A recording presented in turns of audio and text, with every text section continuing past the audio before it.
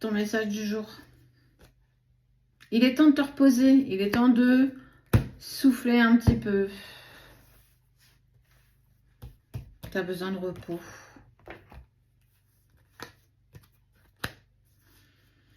Tu arrives au bout d'une guérison, tu arrives au bout de quelque chose et effectivement, on te dit qu'il est temps, là, peut-être de revenir à quelque chose de plus simple, de plus doux. Passer du temps peut-être avec tes enfants ou dans ton canapé à regarder une petite série, à te faire plaisir dans ton pilou-pilou, parce que vu le temps, on peut toujours mettre des pilou-pilou. Il y a eu pas mal de choses, pas mal d'émotions qui se sont passées en lien avec la dernière pleine lune. Effectivement, ça a beaucoup remué. Tu as passé une tempête qui a été émotionnellement compliquée, un petit peu difficile à vivre.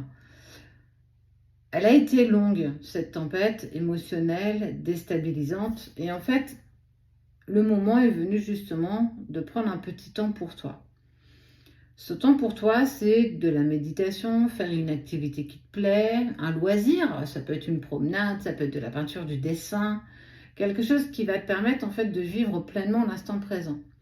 Même si tout n'est pas réglé, parce qu'il y a toujours des choses qui se rajoutent derrière les autres, on te dit, le temps d'un instant, tu as le droit aussi de profiter de cet instant-là. Et il est temps aussi, justement, de souffler. C'est important de souffler. Ouais. Tu as été en travail au niveau de ton cœur, au niveau de ton plexus solaire aussi. On sent que ça a été quand même assez compliqué, douloureux. Tu as fini ton essorage à la machine à 1400 tours et justement, on te demande aujourd'hui d'apprécier ce moment d'accalmie. Si tu as envie de sortir avec tes amis, fais-le. Mais par contre, ne te force pas si tu n'en as pas envie. Même si c'était quelque chose qui était prévu depuis longtemps, personne ne t'oblige à faire quelque chose que tu ne souhaites pas. Fais des choses qui sont en accord avec toi. Même si tu as peur de décevoir les autres. On s'en fiche. Il y a encore un manque d'équilibre, mais on est quand même sur quelque chose de bien plus doux qu'avant. Tu es une personne qui réfléchit, mais parfois tu réfléchis trop. Amuse-toi, profite en fait. Prends un temps pour retrouver un petit peu l'enfant intérieur qui est toujours là en fait.